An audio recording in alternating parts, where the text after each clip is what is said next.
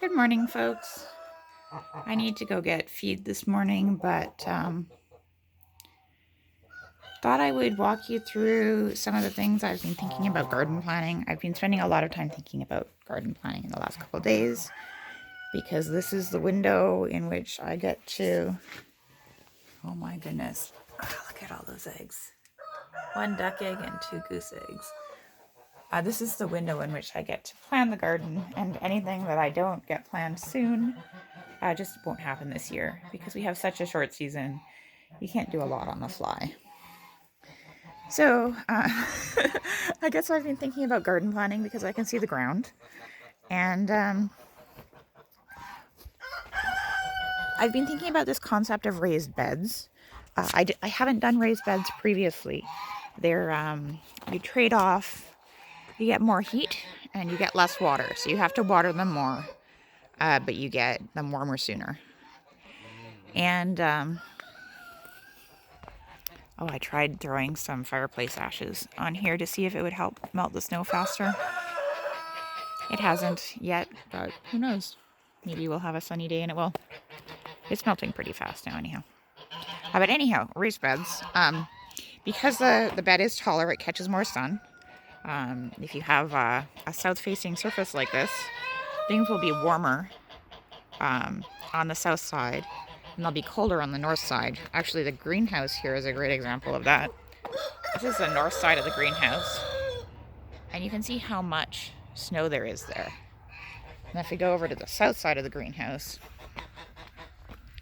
you'll see it's like even more melted than you would expect. The whole top of the greenhouse dumped snow on there all winter. Or if we go over here, you can see that the south side of this board and these little pots has been melting faster. So having, and this is a south slope actually with the ground. South slope, south slope, south slope. So having that unevenness of the raised beds does mean that you get more warmth earlier in the spring. It means you can plant sooner. It means you'll get more heat with the plant roots. It may mean that frost hits your beds sooner in the fall. I don't know. But it does mean that you have to water more often. And I have thus far not really been wanting to do a lot of watering because I'd like my garden to take care of itself a little more. But this year I'm going to try it. Try some raised beds anyhow, especially for things like potatoes that do a lot more efficient growth in a raised bed. If you take a garbage can and you put a couple inches of soil in the bottom and you fill that garbage, put a couple potatoes in it, and slowly fill that garbage can with straw or more soil as the potatoes grow, you get way more potatoes than you would if you just planted the potatoes in the ground. So I want to do that kind of raised bed, and also some raised beds just because I don't want to necessarily put a whole lot of good soil everywhere.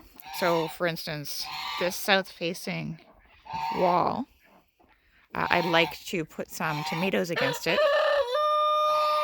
And so I'll probably do like a small raised bed, just maybe a foot or two wide against that wall, instead of putting soil all the way across here where it'll just turn into mud and get walked on. And lets me contain what I'm doing better. And I had been thinking about putting a raised bed down the north side of this garden here, which would then, on the inside, reflect heat into the garden, and on the outside would prevent, right now the birds will stick their heads through this wire, and they'll eat anything that's maybe within 6 inches of the inside of the fence. So I can't use this fence to grow,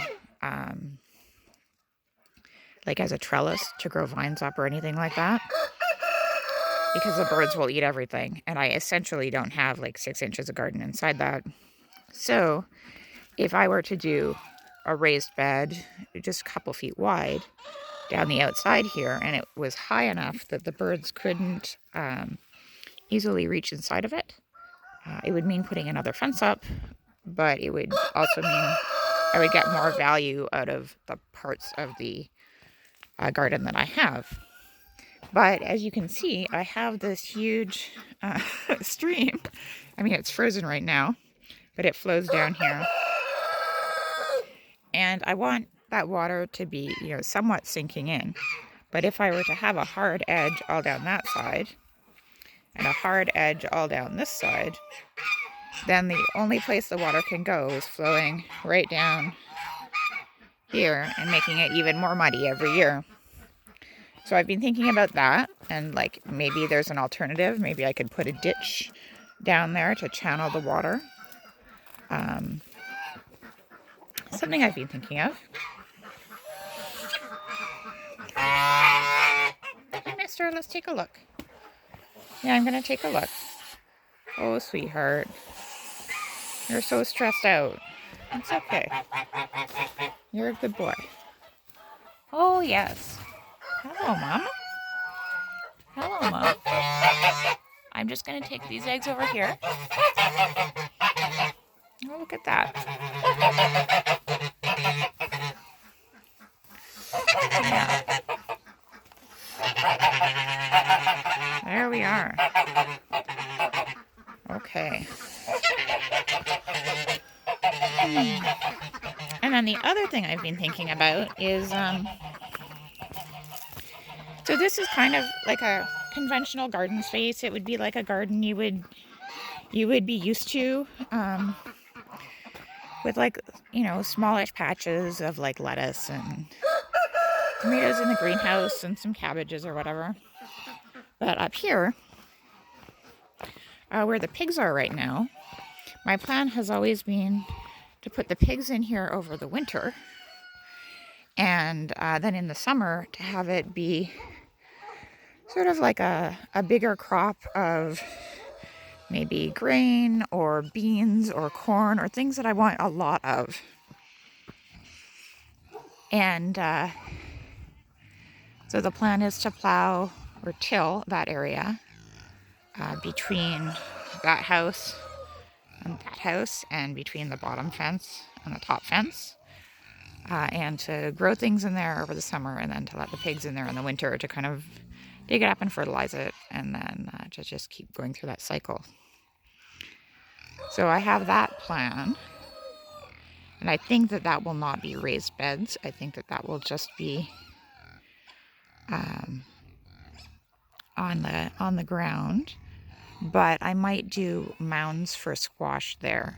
So normally they say to plant squash in a hill or a mound. So I might put essentially like piles of soil and plant the squash into there. And then over here, there's kind of a shadier area. It's shaded by not only this cabin, but also these trees up here, and those trees there. And those, that's where I'm going to put some haskap berries. Whoa, Avaloo, you're worried about something. Are the neighbor dogs here? Let's go look. They're worried. When they're worried, they kind of will take out their worry by playing. This sounds really scary right now, but they are playing. And you can tell by the way that they will, every once in a while, pause and look at each other. Just to ask for consent, to say, like, are you okay? And then they'll start playing again. It took me a while to learn dog body language. Where did they go? There they are. Hey guys. Hey guys, are you excited? You have a lot of energy.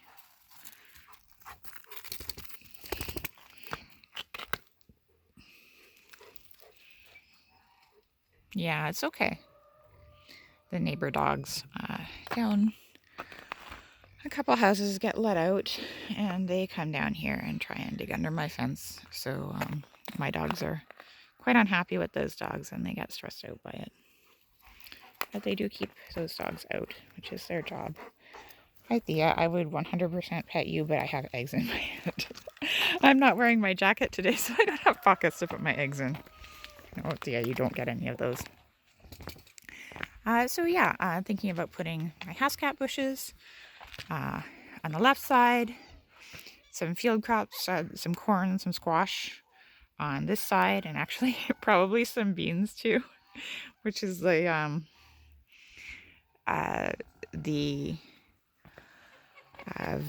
traditional combination of plants grown in a lot of the southern US area. My beans would be bush beans, so they wouldn't be spread through in the same way. But anything that's kind of big and robust and doesn't need a whole lot of care in that field. So yeah, those are some of my thoughts. Like if I do raised beds, how will I... Oh, there's another egg. If I do raised beds, how will I make sure that the water is going where it needs to go and not just kind of staying in a giant flood? Maybe I will leave a dog to have that egg. I don't want to climb under there right now. The ducks really don't lay in good places.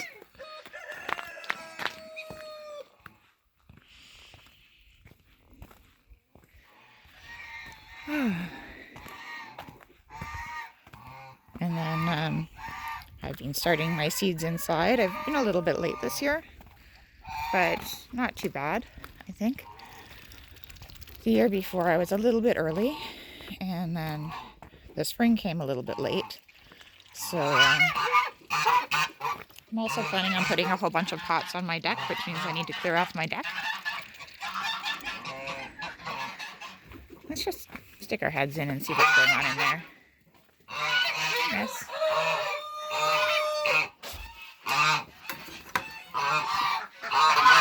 Oh, there are eggs. Eggs all over. Duck eggs. Oh, there's so many duck eggs. Cute. Hi, ladies. So I just increased the protein of my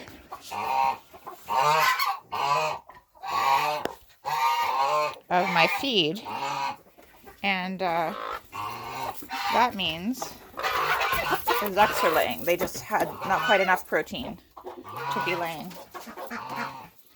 So that's nice. I appreciate that because, there's a duck that lays right back in here. This is the sliding door. The piglets are behind it right now. Oh, wow. All the ducks are laying. Oh, my goodness. Anyhow, the piglets are behind this door, and so it slides along this track. And the other day when I opened this track, I noticed that right in this little corner here, there were like 4 eggs that had been laid fairly recently. Wow, this is like an Easter egg hunt for you guys. Look at this.